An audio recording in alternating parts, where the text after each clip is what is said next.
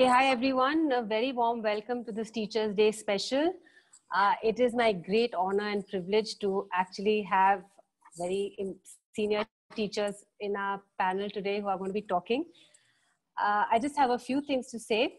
But before I begin, I'd like to hand the mic over to Yamna. She wants to say something. She has a brief announcement to make. So Yamna, over to you. Thank you, Preeti. Actually, considering that we're celebrating teachers, we wanted to invite all of our ELSA community to play a part in teaching the children of tomorrow.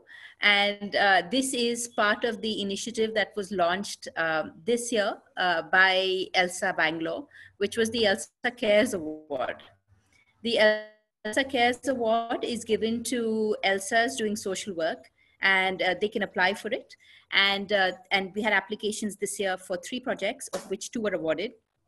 One was Sampark that Smita runs, and the other was Swapaksh, which is run by Ajanta. And a key portion of the award is not just the monetary aspect, which is the money that is granted towards these projects, but also ELSA involvement in terms of time and energy from the ELSA community towards supporting these projects and making it a part of our ELSA community involvement for the year. With COVID, of course, we haven't been able to go in and teach in either location, but there is a huge and wonderful opportunity now to build up a repository of ELSA content, because both organizations are keen to have ELSAs create content and curate content in various areas.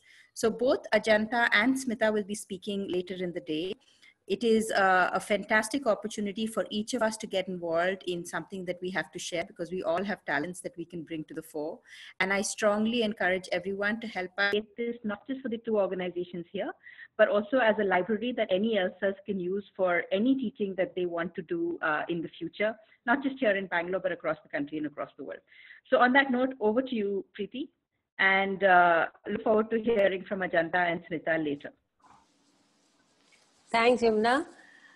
Okay, so welcome back, everyone. And that was a great start. It gives us a sense of, being a part of a larger community.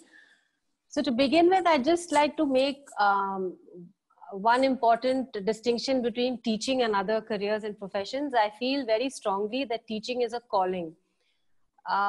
Some people just have this calling. They just want to teach. They just know they have to teach.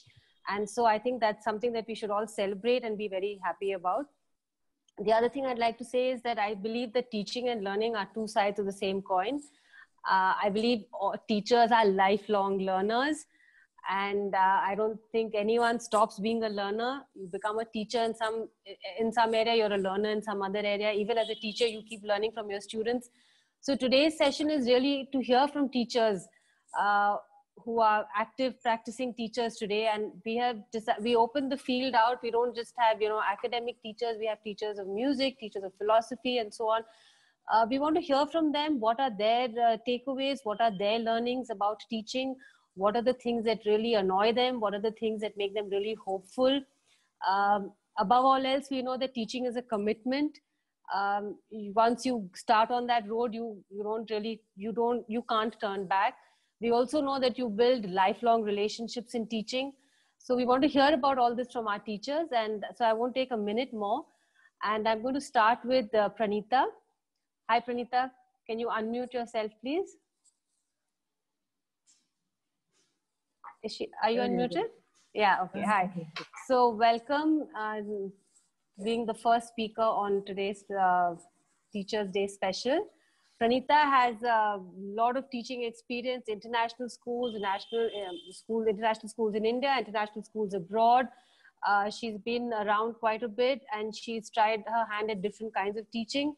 So Pranita, why don't you tell us how you got into teaching, and what is it about teaching that really draws you to this profession? Hi everybody. Can you hear me? Yeah. Okay, teaching, I've been teaching for about 30 years now. That's a really long stint, I think. I know there are others who are much longer than me, but for me, it's been absolutely a fulfilling journey. Have I always been an educator? No. I started off in the corporate world, in banking specifically. Soon after LSR, I got into the Bank of America. I was there for 5 years, and I met my husband there. And back in the day, the policy was that we spouses couldn't be together in the same branch. So I quit and I joined the World Bank. My husband kept getting transferred every 2 to 3 years. It was difficult for me to follow him. So we went to the Philippines. I decided to take a 5-year break, and we had the boys in the meantime. And I joined the World Bank. I quit that too, because again, we started to move, and we were posted to Hong Kong. So I quit the World Bank. I decided to go back to school, to Michigan, to get my teaching credentials. And I haven't looked back since. It's been a long journey. It's been a very interesting journey. It's been hard work. I have had to reinvent myself, in fact, in some countries, because of the situation there. The demands were such. But I did it, and came back to India. I taught at the Canadian International School here. If I had to relive all my experiences, I doubt whether I'd change anything at all. It's been that fulfilling. It's been that rewarding, I must say. So Pranita, can you tell us what are your takeaways as a teacher? Plenty of learning, plenty. There's a lot to be said about the teaching profession. Like I said, it's absolutely fulfilling. It is gratifying. It is challenging. It's very challenging. There are a lot of frustrating moments, but at the end of the day, when you see the child, I taught school children at all grade levels. So when you see the child actually learning to read, it's a wow moment, you know.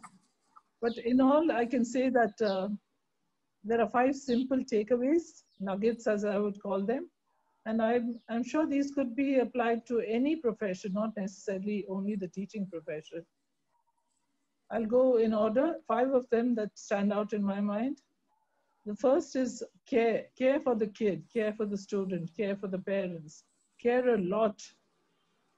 I think we will be able to make a difference if we have empathy, if we have perseverance, and we take that extra time to be patient and to listen. Our students want us to listen. Notice how they react, how they interact with each other, and the culture you create in the classroom. Through this, you'll develop a long-standing bond with your students, and that's the first step to be made. Develop a bond, everything else comes later. The other thing I would say is to be passionate. Express your excitement. Be passionate in your profession. Only then will you be able to make a good job out of it. Through your passion, through your interest, students will get inspired, and they will be passionate about their learning explorations. The next thing I would say is to be transparent. It's very important to be transparent. It's okay to share what you're thinking and why you're thinking the way you are. Your students look at you, value your modeling, and they will be as truthful and as honest probably. Again, your modeling values that are so important to be taught to students. Academics aside, I think more values taught, imbibed is the best way to go. The next thing I would say that's important is to be well. Remember, what you do for your own personal wellness is important, very important. Your wellness of mind, of body, it gives you stability, it gives you strength, it gives you endurance, it gives you patience in your profession. Exercise and healthy eating keeps your mind and body active, always. And I think I'm right in when I say positive energy is contagious. Just do it. Show them that. Thank you, Pranita. Yeah. And the last thing is to be flexible. Be adaptable, to be flexible. I've done that several times in my profession in all my years. You have to do what the student wants you to do that particular day, given your professionalism, of course. Be adaptable. And a good example is the recent pandemic, how teachers overnight changed from online to online teaching. They had to unlearn and they had to relearn, and they adapted. Basically, there's a lot of learning throughout, all around. Sometimes I would say, in fact, I would say a lot of times we learn, and a lot of times we facilitate learning. The best place is to sit on a learning curve all your life. Keep absorbing, keep learning, make it your best profession, and have your heart in it. And thank you, Pranita. Thank you so much. Yeah. Okay, sorry, I'm going to have to interrupt a little bit, Pranita. I'm sorry about that, but we're running a little short of time now. So I just request everyone to just keep one eye on the time. I'd like to call Chandrima in next. Chandrima is a music teacher. Hi, Chandrima. Can you unmute yourself, please? Yeah, thank you. She's a music teacher. She runs a music school. She's very passionate about teaching music. And she's going to tell us about another kind of teaching, right? Often seen as extracurricular, but which becomes the mainstay for so many people. Over to you, Chandrima. Yeah, actually, I never started, I never learned music to make it into my profession. It was always meant to be a hobby, like a passionate hobby. I was always a good student and quite good at academics.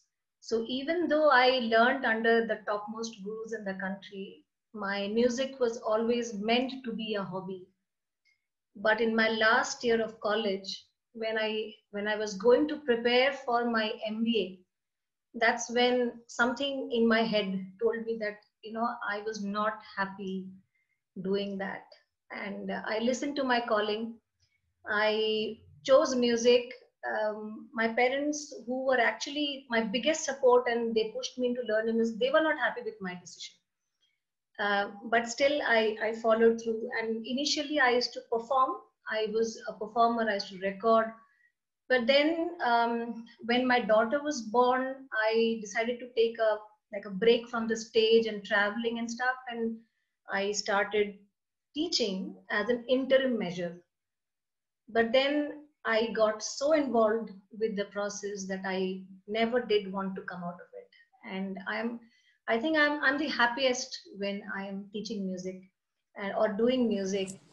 And often kids come to my class with the same mindset. They come because either the parents want them to do something extra or something, or it's a hobby.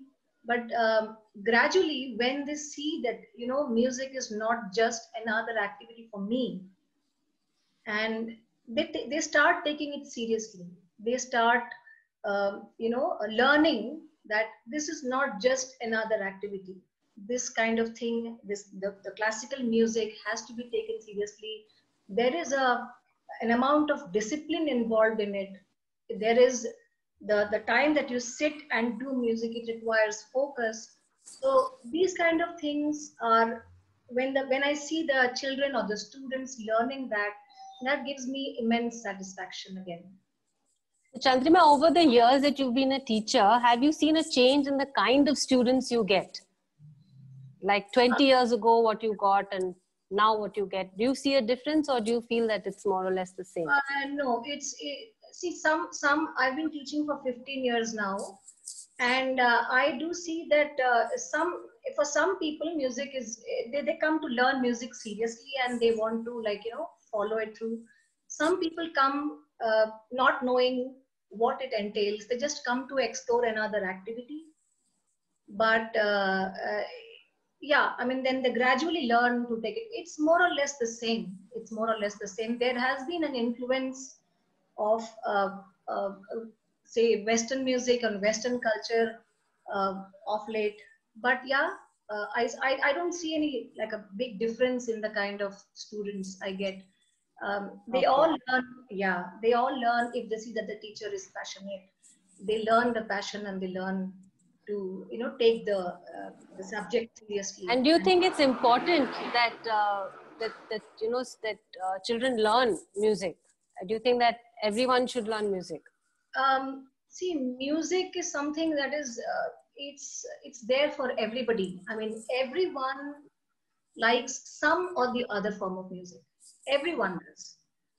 So it kind of music and performing arts, they are what connects us to our soul, the softer side, the emotional side. So music makes you sad, music makes you proud, music makes you happy, it can make you dance, it can make you sleep. So basically the softer side of a person's personality, the emotional side, that is what music brings out. It rounds us as a personality. We all know it's a stress buster, we all know it calms us. This Yeah, is yeah. common knowledge. But to me, what stands out besides these common things is the fact, two things, that music helps us, or even dance, any performing arts, they help us to communicate without having to say. We communicate using the art form. Yeah, yeah. Creativity and communication, it enhances that in a person. So if I have to say, if I have to communicate romance, or say sorrow or something, I can do it with my music without having to write an essay on it. Yeah. I can do that. That is one thing. The creativity, the communication, the aesthetics that the performing arts encourage and they inculcate. And the second thing, which is very important personally to me, is that these kind of arts, they help us to accept and respect diversity. See, when you listen to Michael Jackson or a Pandit Bhimsen Joshi or Elvis Presley or Daler Mehndi, Mohammad Rafi, you do not sit and think where this person belongs to US or to France or to India, or whether the person is a Hindu, Muslim, Christian. It doesn't matter. It doesn't matter. Yeah, yeah, yeah. Because Got we it. do not associate the people with their background. We associate those people with their art. So Thank you. all those who learn these arts or appreciate these arts, these kind of things, they help us to rise above, these Yeah. petty things. So, I mean, Thank you, Chandrima. Yeah. Yeah, you want to finish? Please go on. yeah, just two lines. Yeah. One of my favorite songs. It says, "Sur ka hai sopan surila, अमर लोक ले जाए, जहां पहुंचकर मन का सारा दूजापन मिट जाए." Wow, wow, wow. Yeah, so music, the swaras, they take us to a level where मैं, तुम, all those things end. That is where music begins. Thank you so much, Chandrima. Thank you. Thank you. I don't need to introduce our next speaker. Sahana is known to everyone, beloved teacher in Mount Carmel. She sits in a place where many of us sat 25, 30 years ago as college students in an all-girls college. She's a professor. And Sahana, without further ado, over to you. Please unmute yourself. I'm not going to tell you what Sahana is going to talk about, because she's going to do a better job than me. No, it's not like that. So I was a little nervous about today's session because I thought I've said everything I had to about my views on education for what it's worth. So I was kind of wondering what to do, and I was cutting my nails this morning, and I was thinking that teaching is like that. It isn't about how much of the nail we cut, but what we leave behind, because every finger is different. So when we have a set standard of how we want our fingers to look, it isn't about how, uniformly you cut everything. You cut that which is required, and I really feel that this is a personal connect, and that is why it is very important to be a teacher, not for information gathering or fact gathering, but to care for each individual. So I was actually talking to Preeti that I would like to talk about online teaching, not because it is a necessity today, but because of the trend that I have observed over the last 15 years of software professionals coming into our classrooms and claiming to make our life easier, because they see our problem as being our reluctance to correct or our inability to correct, and they have no sense of teaching. Teaching is not about the syllabus. Teaching is not about evaluation. Teaching is about methodology. And that methodology has to be individual. And I'm not sure how this can be solved. I know that many of these young software IT kids are actually very well-meaning, and maybe their reference point is their personal experience in class, in school, in college, which may have left them dissatisfied. But this one mold fits all kind of a thing doesn't work for teachers. It doesn't. So a pattern that works for science will not work for humanities. That which works for me may not work for my colleague. And the whole point is that none of it will fit our individual students. So this was one thing I wanted to share. And the other thing is that since the morning, I've been, getting very beautiful messages, mostly from ex-students. I always say, "Hamari yaad aayegi hamare jaane ke baad." So while they are our students, they don't realize what they're getting. But after they go away, they say, "Oh, ma'am, we miss you," and all of that, which is very sweet. I love it. But I'm also hearing messages like, "We are all teachers," And I suppose at one level that is true. But there is a difference between those of us who are teachers by choice, by profession, by salary. And that difference is accountability.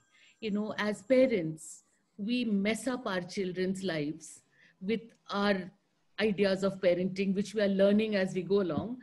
And then when things don't go as you wanted it to go, you say the child went wrong. मैंने तो ठीक से कहा था, but उसने पता नहीं क्या. Must be the parents' fault, friends' fault, or their spouse's fault. It's always somebody else's fault. But a teacher cannot do that. If a student fails, it is your fault, whether you like it or not. This accountability actually makes us look at our profession over and over again. And, we hear so much about pressures. We hear how many things are going wrong in the classroom. Not once have I seen a teacher rise to defend herself. It is always the parents who are saying, it's your fault, the school's fault, everybody else's fault. And only once a year, we are suddenly celebrated. I wish you would remember that we are teachers all the time. And we need to be appreciated all the time. That's it. One little bit of crib. No, Sana, I think that's a very, very valid point. You actually put your finger on the pulse, which is it's a profession, it's a choice, it has accountability, you have a responsibility. That's really wonderful. Thank you so much. Then the next speaker is Linika. Linika is going to be talking to us about the teaching of Advaita philosophy. I don't want to say... I really don't know what more to say, so I'm going to hand the mic to Linika. Thank you, Preeti, and I want to wish all the teachers in the larger group a very happy Teachers' Day. Sahana, I get your point. Happy Teachers' Day every day. So, I'm a little different. Preeti sort of introduced all of us saying we've been X number of years in this profession. Well, I haven't. I've only started teaching in the last 1.5 years. I've attended a lot of Vedanta classes. It interested me. And in my case, I didn't choose Vedanta. Vedanta chose me. And I remember when I was in class and, it was like a study group with somebody anchoring it. And sometimes I would get frustrated because I wasn't getting the answers.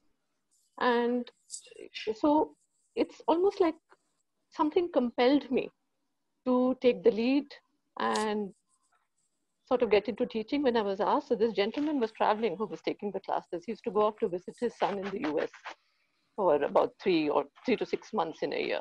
And that sort of left a void. And well, I moved in and he's taking another class now. So that's the story. Now, why Vedanta? Very briefly, for all of you who are born in October, and I am, I was born on Dussehra. Now, having a birthday in October means ya Karwa Chauth hai, ya Diwali hai, ya Naumi hai, ya Ashtami hai. तो अंडा तो बनेगा नहीं, इसलिए cake भी नहीं मिलेगा.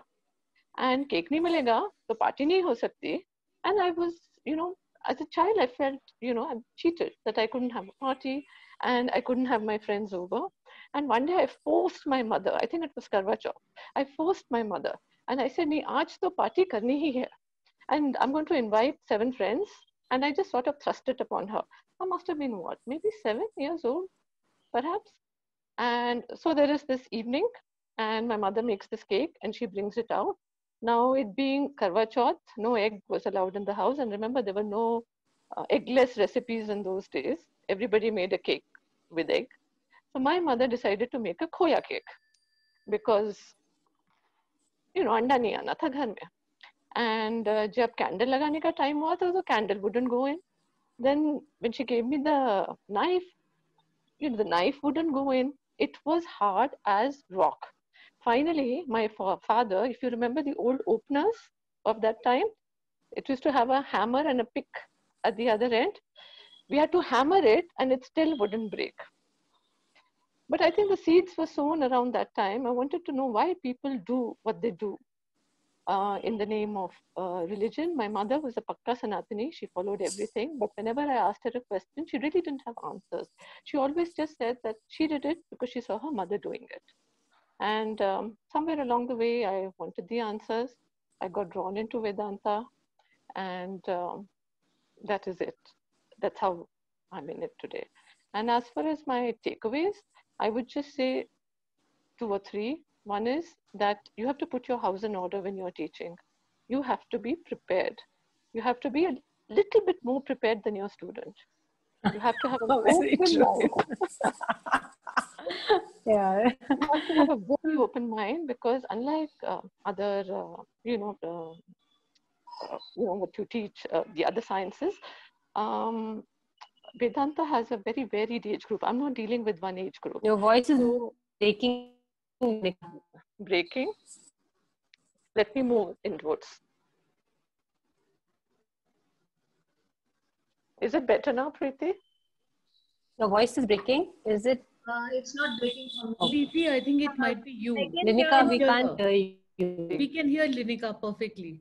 Yeah. Okay, so I've come inside anyway. So something like your house has to be in order, and the age group, very varied age group. So the youngest in my class is 18 years, and the oldest is Jayashri ji, who's 81. So how do you tailor a class?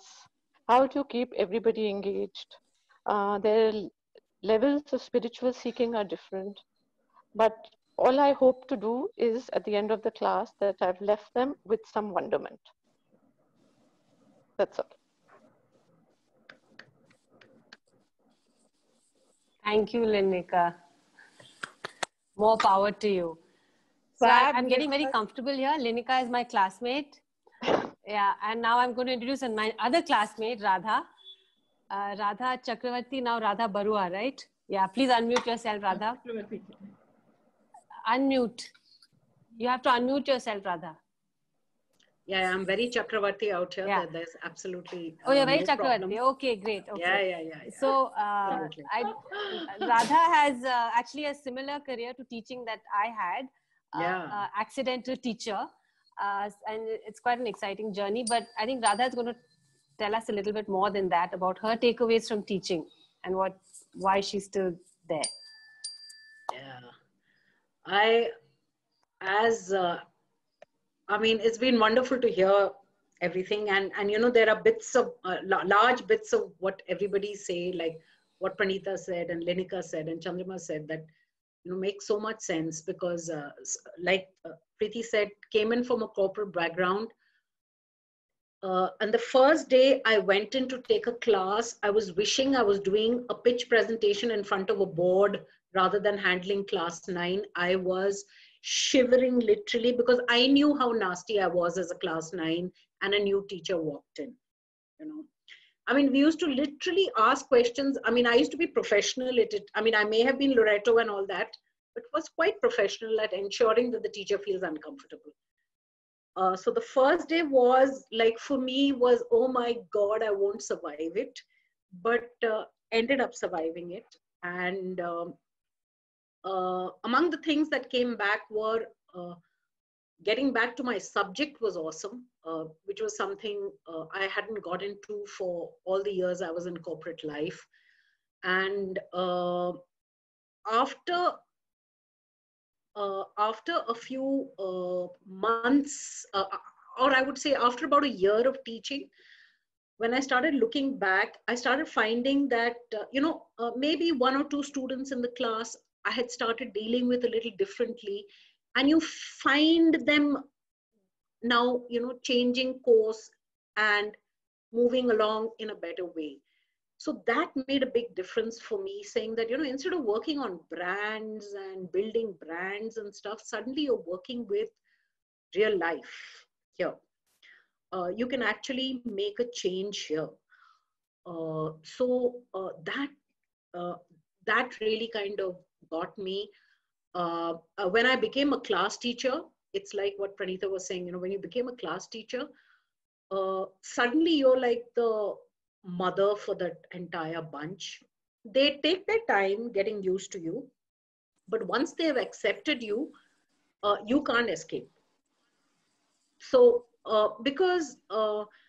and they need your time. First of all, I think probably because of the way I am, I never talked down to them. I always talked level to them. So probably that was one reason. When they shared some problems, if I had some parallels, I would share it with them. So morning time, in the school I started off in, we used to get that first 10-15 minutes before any classes, which was class teacher time, which was interaction time. Amazing stuff used to be shared.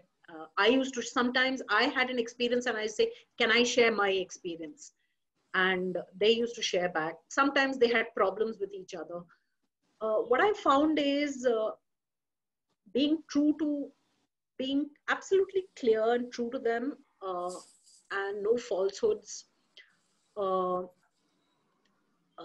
and talking to them may not be in the classroom. Talking to them could be as you are heading towards the lunch room, which we used to call ahara. We used to move towards lunch room together, 2-3 of them walk along with you and talk to you.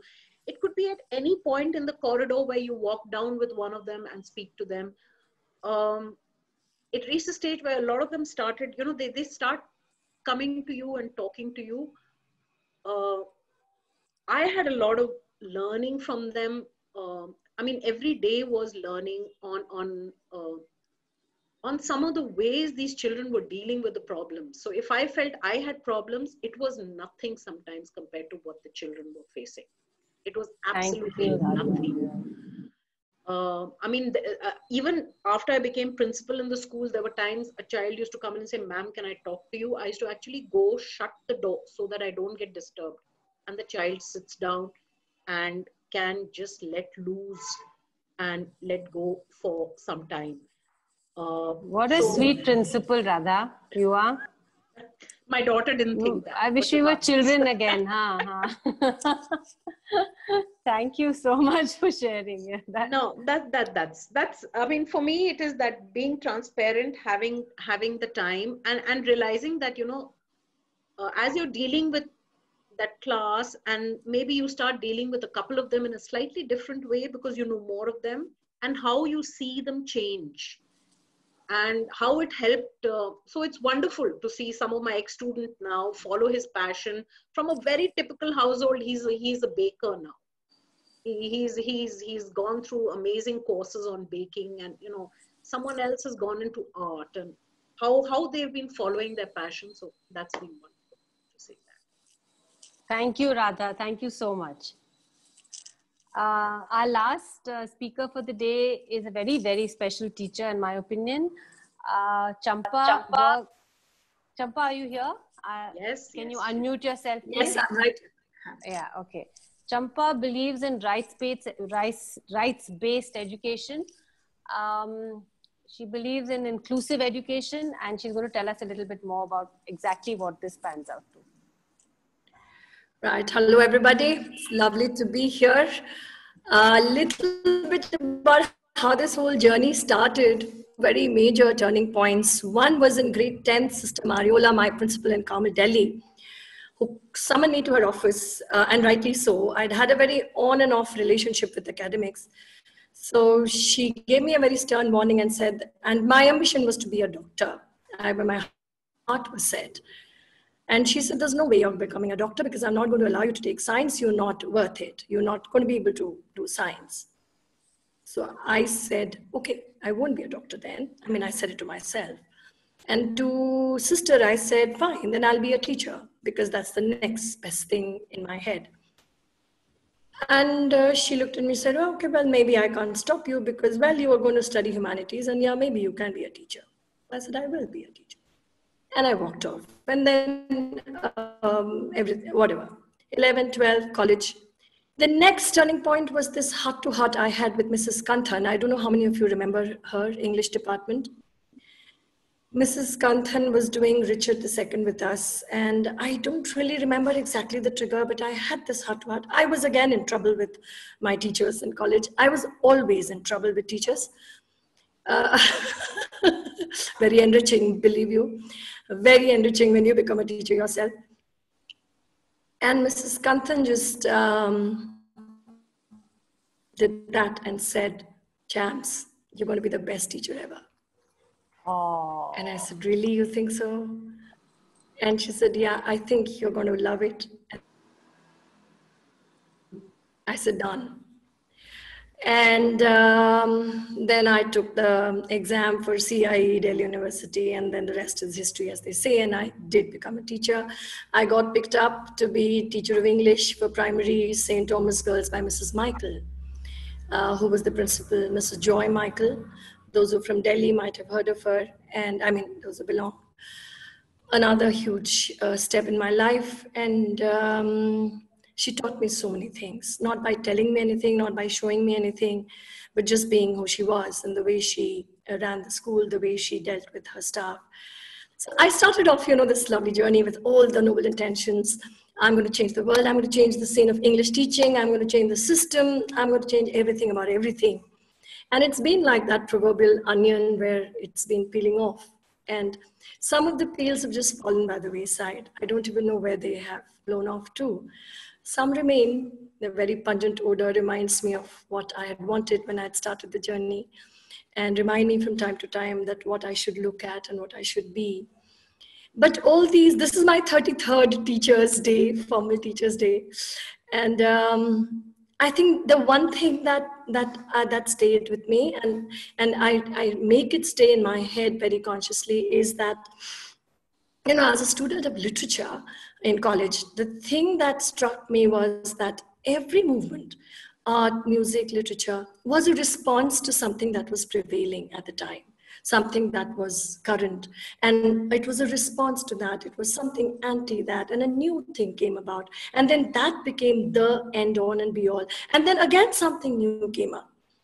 So when I became a teacher and I grew as a teacher from place to place, from school to school, from city to city, I was married into the army, so small, big, all kinds of schools.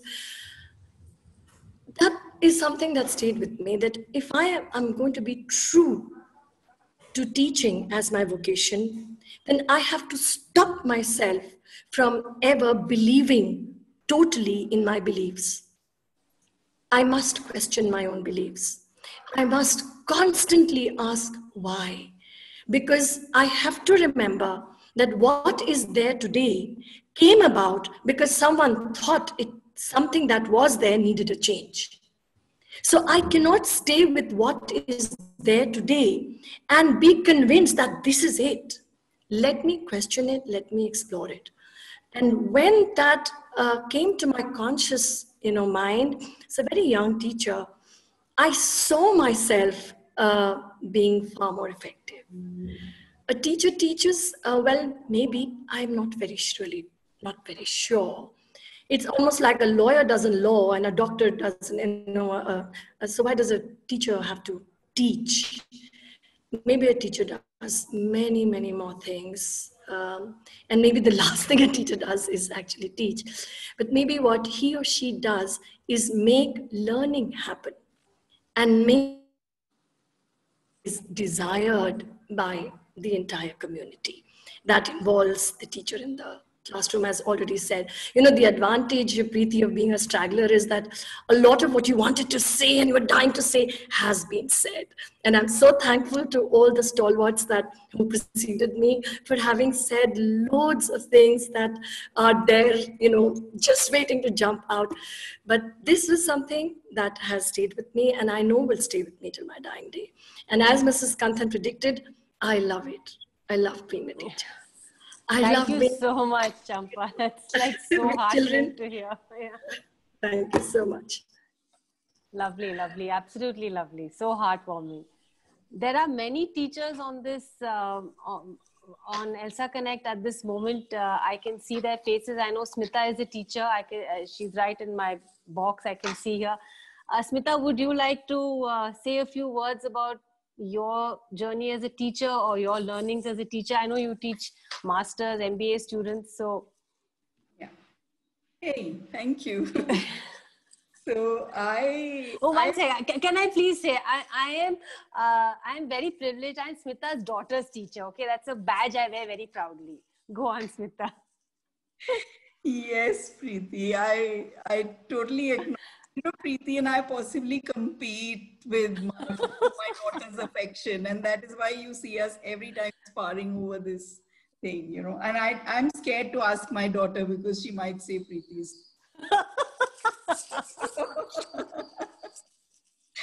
Anyway, so, you know, I love teaching and I always wanted to teach. And when I joined the MBA, I actually wanted to do a PhD at that time. And I didn't get admission to the PhD, but to the MBA. So I always had something, you know, against my MBA because that's not what I wanted at all. I wanted the PhD. So I went into development, and then I went back and did my PhD from UK, which is what, yeah. And that was, but I started teaching before I did my PhD. And I started teaching in UK and France and various places where my friends used to invite me. And then I decided that I better stop being an interloper. So I went and did a PhD and actually got the party ticket to teach. And for the last 10 years, I think, you know, as I listened from Pranita to Radha to Champa, I would ditto like everything, you know, Shana. Yeah, I would ditto everything. I want to share a couple of things with you. One is, you know, that in this day and age, especially to master's students, you don't teach them content. They know everything. They read everything. Everything is on there. And I give an open book exam because I don't want them to memorize anything. So what do you teach? What do you go and teach in class? Yeah, it's unless you are adding value by teaching thinking and analyzing, and values is the foundation of that, right? There's nothing you can give them. Content is not worth giving. It's not worth, the candle is not worth the game. Yeah. So, and you can only do that if you give everything of yourself, and students recognize that. You know, when I was getting in IIM, student feedback is a very big thing. And when I was getting something like 9.2, I thought, oh, next year, like, where am I going to go? Because nobody gets more than this. And I've now started getting 9.6 and 9.8. And I think, oh, you know, so this is my rationale for living, is this October to December period when I teach. It's like I leave behind poverty and this and that and everything and just concentrate on teaching. One story I do want to tell you, one of my students was a doctor from Pondicherry. And he used to come to class with his hair disheveled and everything. And one day he also fell asleep. And he also missed an exam. So I had some inkling that something is wrong. And when he fell asleep in class, I told everybody, don't touch him, like don't wake him up. Normally they would nudge each other because if a class is at 8:30, they arrive sleepy. So they would nudge each other and then they would go out, wash their faces and come back. But I just gestured to them not to wake him up. And then later on, 2 years later, I was in touch with him and I asked him, I said, you know, did you sort yourself out? And he said, ma'am, that was a period when somebody in the family had committed suicide. I had to go home. Family means his brother, his sister or mother had committed suicide, right? And he was in a terrible shape. And he said, ma'am, you were so kind to me.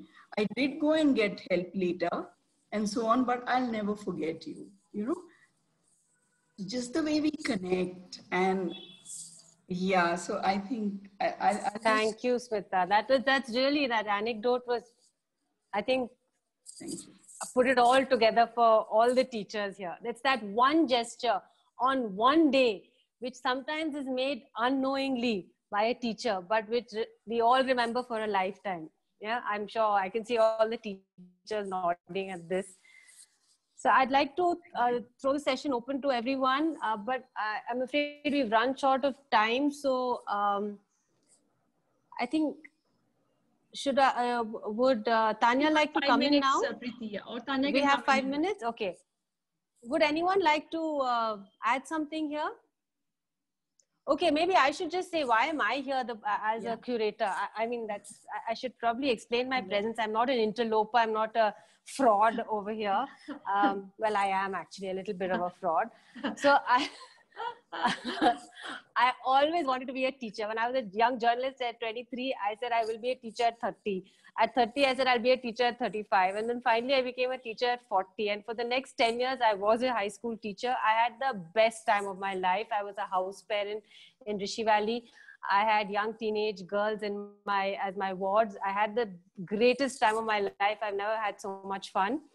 And then I went back to journalism in 2015. I got into teaching similar to Radha. I was hanging around my son's school and the principal said, you have an economics honors background, come and teach 11th standard economics. And till the last minute, I didn't know I was going to be a teacher. And then I walked in there and there are 15 boys in an all boys school staring at me like, acha, isko batate hain. And I said, oh, and anyway, and from there onwards, it went on. I taught English for 6 years in Rishi Valley. And I absolutely had the time of my life. So everything that all of you have said, and I still continue to teach. I taught as a journalist. I taught writing to young trainee journalists. I have taught many journalism students. So it's not like I came into teaching without some teaching background, but there at least I was teaching writing, reporting, journalism skills. I still teach that now.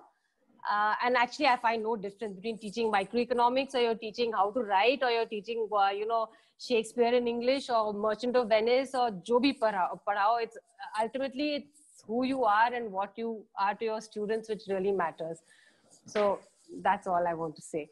Anyone else would like to share? Please go ahead. Yeah, can I come in? I don't know many of you know, but I have done a B.Ed and I taught and B.Ed changed my life. I had an accident after college, so I couldn't complete my MAOR. And before that, I had to be at home and I was in Calcutta, just behind Loreto. And I walked in and Maths Honors saved me from LSR because she said all admissions were closed. And the sister turned and asked me, and she was the best. She was actually going to become the principal of Loreto. And in the interim, she was a B.Ed head. She taught OB at XLRI. And she was just there for 1 year. And she turned around and said, which subject? And I said, maths. She says, come right back. It's been 8 years that no maths teacher has ever come for a B.Ed because they pick up MSc physics and MSc BSc. Any science stream can teach maths, but you come back here. And she gave me admission and I tried my level best. In Calcutta, my brother was with the bank and we thought we'll try pull and we'll get Loreto College. You needed some, they had corporate vacancies, but nothing worked. So this worked for me and believe me, my life changed. And I wish I'd done my B.Ed before I was in college because I was stage scared. In the union, I would not come on the stage. Everybody would ask me to push me to say the prayer, the assembly. But, I just feel that that one woman, Sister Claire, changed me completely. And my life changed. Of course, I wanted to do an MBA because I was in Calcutta and this was just an interim, I thought. But I do want to share with you all that because of, again, a B.Ed, NIIT, which was going corporate, was struggling to have students in their class. They didn't know how to sustain. They had the best computer science experts, but they didn't follow any methodology. So we were the first batch of B.Eds who were picked up. School teachers were picked up. And I think that was the best thing which happened, because obviously the whole system changed. And what I want to share with you all is, everyone told me that, even my teacher in Loreto, when I did my, my teacher training, he says, forget everything what you've learned in B.Ed and then walk into the school. And I used to wonder, I love what this player is teaching me. And you won't believe, when I walk into NIIT, they followed every methodology of the B.Ed. So it was just God sent. I loved my time teaching in NIIT. I am what I am because of that experience. And as all of you have said, I won't repeat it. Every child had a story, which I'm still in connect with many of them. Many of them are teaching in NIIT today. And, that's it. But I just want to share that, as all of you have said, the passion which is there, and you're true to yourself. I believe in every word which all of you have said. And every student is different. I love what Sahana said about the nail cutting thing. It's just so brilliant. But thanks for giving me this chance. I never thought I'd say this, but yes, it is. Thanks, Preeti. I just came in. Thank you, Neelu. No, we needed to hear that. Yeah, you have so many hidden stories. We have to have a whole session now. Anyway, thank you very much, Pranita. I hope I didn't steal your time away. But, you were first. I was obviously a little tense. Thank you, Chandrima, for, bringing us that view about music. Thank you, Sahana. Of course, nail cutting. Nobody will ever cut their nails again without thinking of you. No, but what you said about every day is Teacher's Day. Thank you, Linika, for, showing us how you can be any age and still be learning.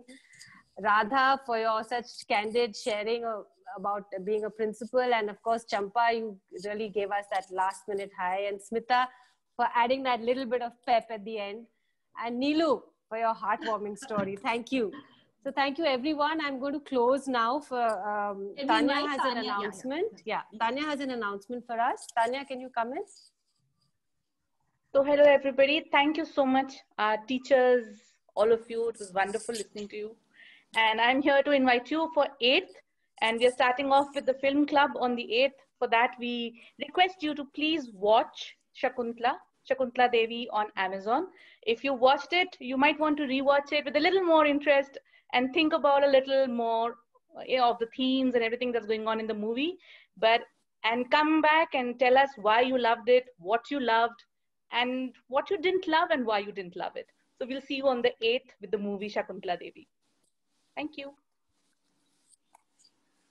Thank you, Tanya. And thank you, everyone, for being here. I think the time is up, right, Neelu? Yeah? Thank you, Preeti. You were excellent. Thank you, Pranita. Very daunting being in front of principals and teachers, let me tell you. But you did such a fine job. What we'll do is we'll close YouTube and we'll keep another 10 minutes to continue having a chat, Preeti. Perfect. Okay, because I also want Ajanta and Smita, if Smita is still here, to just come in and talk about what they are looking for. Okay. Because, that's a great idea. That sure, is please important. Go ahead. Yeah. Okay, all right. So can I talk first? Yeah. Yeah. Okay. So I think, thanks first of all for selecting Sampark as Elsa Cares awardee. It was such a lovely experience, and it's been so good to just receive that love and for the children. So that was wonderful. We've kept the money.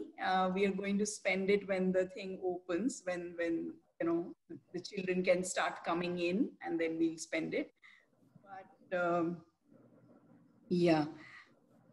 what I wanted to say was that since originally our idea was that you would go and teach in the creches, and since Sampark has 17 creches spread all over Bangalore, then you could choose a creche which is physically closer to you, distance is less, and then you can go and interact at a regular interval, maybe once a month or once in 2 weeks or however you want. But now that is not there. So what we have done with our children, because we're very worried about their, the digital divide setting in and these kids not being able to learn because everybody else is going ahead with online teaching and so on. So we cannot get laptops for everybody, and that's not going to be possible. But phones are there, and every family has, at least 80% of our families have smartphones. So, and they will make the time to show learning material to the children. So our teachers have already done something like 100 videos and messages that can go to children. But ideally, we would like you to please associate, if some of you would like to do that, to build this material. Whatever teachers have built, also much of it needs correction. But at least something is going out. So if you would like to build the material with us, check the material which has been done, you know, sometimes teach with the teachers. Our 32 teachers are really not very highly educated, as you can imagine. So, you know, it would be good if some of you wanted to associate. I already sounded this idea with Chandrima and Tanya and Malavika, and they've already sent me like little songs or little pieces through which they, you know, either storytelling can be done or Chandrima sent a little song and so on. So we can do music, we can do language, we can do math. If these three we can do, then I think it's enough. But if some of you also wanted to teach science or something, but the children are less than 12 years old, and many of them are in the 4 to 6 age group. So I only want to say one more thing is that Sampark, as well as I think for Ajanta also, we're looking for people who will associate like regularly. Not if you associate once in a year and then it doesn't really help. So even if you can give a few hours a month, but then decide that this is how much we're going to work, but regularly. So this would be my request and invitation. And there was one question that Yumna had asked. Once we build this kind of you know, repository of teaching material, would we then just keep it for ourselves? I don't think so. I think Sampark will have a site where we will put it, and then we can offer it to every underprivileged or whoever, you know, wants to have it, and we should offer it free. I do believe in open sharing, and if you're putting in this effort, let everybody share it.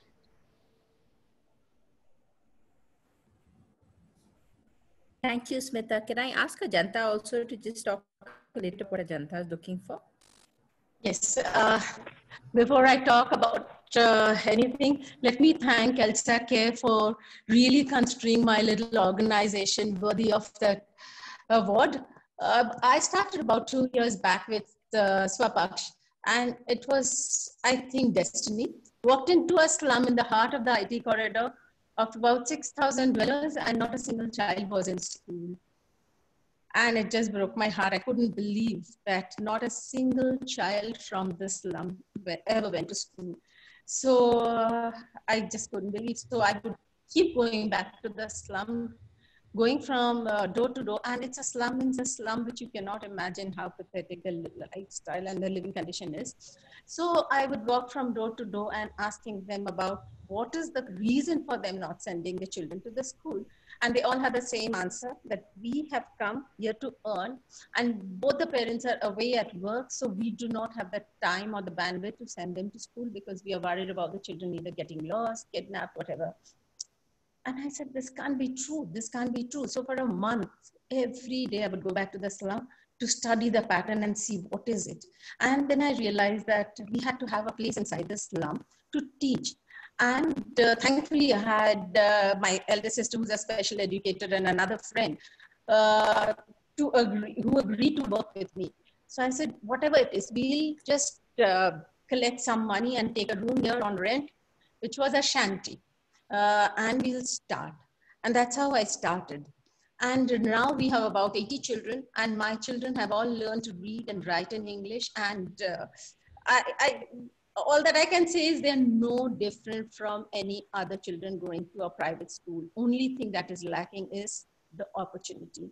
That's why I shared some of the pictures, the cards that they have made all by themselves. And I did not want to deprive them of, I'm greedy. I want to treat them as much as I would have treated my own children. And therefore, I work very hard to see that they get everything. Everything means what would they have got if they went to a private school? They would have got good education. They would have got good extracurricular activities. They would have got You name it in a platter. And that is what I'm striving very hard to give it to them as well. And it's been 2 years and you won't be, this lockdown showed me greater stuff in the sense we had, first we started imparting lessons through the smartphones, but we had such sad stories. One day a father called and said, "Ma'am, Anusha ne bahut roya 2 din se." I said, "Kyun? Kya ho gaya?" "Homework nahi submit kar pai." I said, "Kyun nahi kar pai?" "Phone na pani mein gir gaya tha. Ek hi to phone tha na ghar mein, to kaise karti?" That was heartbreaking for me. I said, "No, this doesn't happen." So what I have done is I have made all the 4 rooms inside the slum Wi-Fi enabled, and I begged and borrowed and installed 10 gadgets, iPads and laptops and smartphones, so that whenever a child has a problem, can straight head to the school and take their lessons. So I'm totally prepared. Actually, it's been 3 months since my children are also doing online classes like any other private school. But as I said, I'm very greedy. I can see the potential in them. I didn't have much, I didn't have to teach them. They would just go 1 or 2 lessons and then knew how to log in, then knew how to start a computer, then knew how to take a Zoom class. That was so encouraging. And therefore, I've been going on introducing more and more activities to them. And it's working beautifully. And therefore, as I said, I need some people to come forward to give me more ideas in the sense that, one NGO has come forward to do spoken English, but they can only handle 20 children and I have 80 children. So I need more people like that to come forward and see to it that these children can speak as well as any other children can. And then since the children never had an opportunity, I want to give them a chance to see how many of them are good in math. So that in future, whenever they are appearing for the exams, they can be ready for that. So math is another area where I'm looking for help. Maybe mental maths. I'm not looking at curriculum. Maybe some of you who can help me create good curriculum like any other good school. That is also welcome. Then music, art, and confidence building, skill development. These are the areas where I'm looking for help. And all that I request you is, in case you've committed, please give your time, even if it's 1 hour a week. I'm happy. But do not go away, because these children get emotionally attached. They haven't seen what love is. And here is a place where they get attached to someone who's giving them that confidence. That is all I need. So whoever can, please come forward and give me that 1 hour a week or 2 hours a week, whatever suits you. It's up to you, but stay committed. You can't, I've had experience which has not been so kind. They would come for a couple of days and say, well, I have to go somewhere. I can't take a class. And that last minute of dropping class doesn't happen with me. You will be mad. I said, there's nothing called charity. You're getting much more than you're giving. So please don't come if you don't have to. If you don't, and they would go around saying that we are social workers. That is not what I'm looking for. What you got paid and did well in a school, you would give in your best. So similarly, whatever time you can, if at all you can, please come forward and help me out. Build my school like any other school. That's all I'm looking for. Thank you. Thanks a lot, thank Janta. you. Thank you, Smita. Thanks, Preeti. Thanks to everybody who's here. All of you wonderful teachers. And I think we're like really over time, but if anyone wants to hang around and chat, we're always welcome to hang around and chat. So, but thank you all. Thanks, everyone. It's been wonderful. Vanita, Ajanta, and Smita. Ajanta and Smita, please, if you can contact them directly for any of this involvement and anything created, I think we'll also go through Vanita, who's handling ELSA Cares this year. And of course, thank you to the people who made ELSA Cares happen. So, Vandana and Vanita from last year. And Preeti, thank you. Neelu, thank you. Sandhya, Tanya, ELSA Connect as usual. And thanks to all of you for being here. Preeti. Okay, and please forgive me any teachers who've been left out. I take full responsibility for not handling my homework. You can give me less marks, but next time. Sahana, you want to come in? Yeah. Yes. I'd like to share with you that those happy books, we've met the numbers. So Smita and Ajanta, we are happy to give you. Ajanta, I think you asked for 70 books. Yes. And Smita, I think you asked for 400 books. We've organized it So, and we just had a meeting this afternoon in the morning, and we've decided that we can make this a series. So whether we give it as a book or whether we give it as a teaching tool and use it as a way to train teachers who can then take it further, we take responsibility for that. So we take the book and you see how you use it. We can make another set, one every year, maybe 2 every year. I don't know. We'll have to wait and see, but we certainly can come online and tell your teachers how to use that book. You know, this is a commitment made. What a wonderful, wonderful gift. If we have a minute, then Chandrima, we have you with such, once a year we get you, kuch ek line ho jaye to maza aa jayega. If you feel like, I'm so sorry to barge in like this, but hearing you is beautiful and your student was awesome. I mean, it was beautiful. What a beautiful. I wasn't prepared, but I'm sitting in my music room. So I have all my things around me. Yeah. Gao, gao.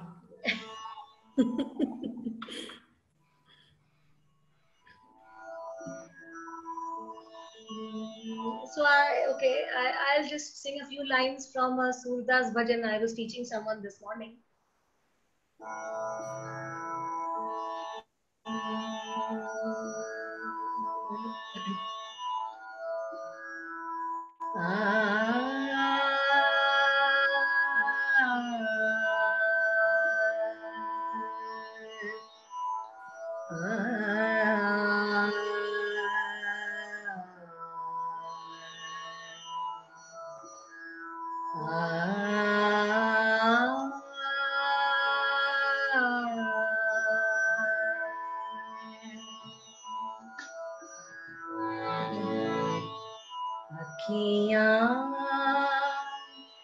Hari दर्शन की प्यासी अखियाँ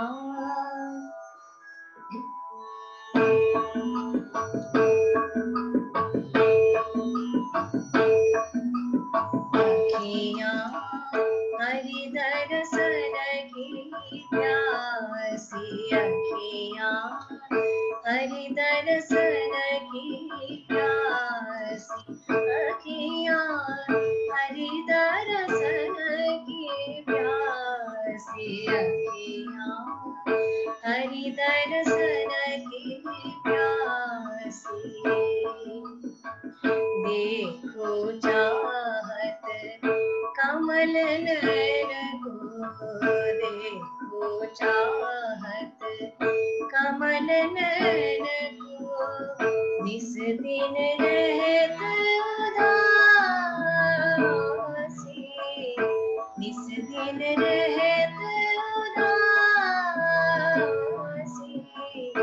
निस दिन रहत उदासी अखियाँ हरि दर्शन की प्यासी अखियाँ हरि दर्शन की प्यासी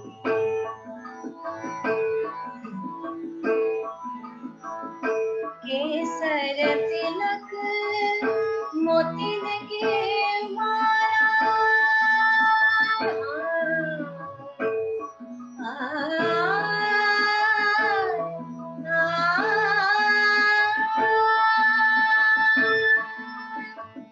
केसर तिलक मोतिन के माला केसर तिलक मोतिन की माला वृंदावन के वासी वृंदावन के वासी वृंदावन के वासी अखियाँ हरि दर्शन की प्यासी अखियाँ हरि दर्शन की प्यासी काहू के मन की को न जानत काहू के मन की को न जानत लोगन के मन आसी लोगन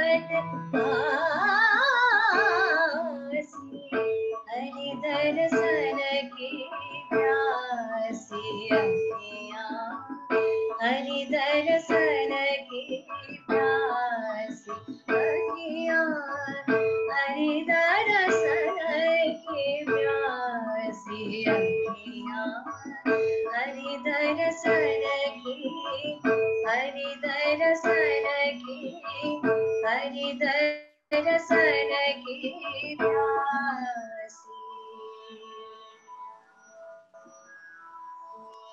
Chandrima, thank you. You've made this a seriously special session. Brilliant, Chandrima.